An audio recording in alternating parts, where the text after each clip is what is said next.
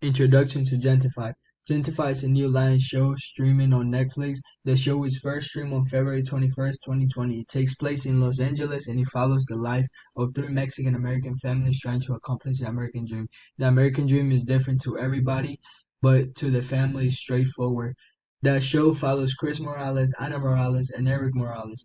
Gentefied provides an inside look of what it is like to be an immigrant in today's world, specifically in LA, since that's where the show takes place.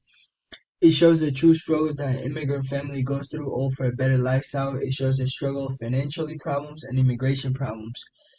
Gentify indicates many of the issues associated with being an undocumented worker in the United States of America. For instance, in a YouTube video provided by Amanda Achola notes that the show focuses on the issues of immigration and work status. She states that if you are an immigrant in a first world country, you face a lot of racism. Clearly, Achola is very cognizant of what the show is trying to point out, showing the reality of being an immigrant in today's world. But more importantly, the show provides the effect of these difficulties on immigrant families, especially when some of the members documented while the other ones are not. Like, for example, the character Pops in Gentify. With this in mind, prompted by Gentify, we might ask ourselves, what are the effects of one family member's undocumented status on the rest of the family? Okay, so what are the next steps? Having searched the academic database, Academic Research Complete, ProQuest, and Google Scholar, I have learned that the U.S. has a dark history of immigration and is not often discussed.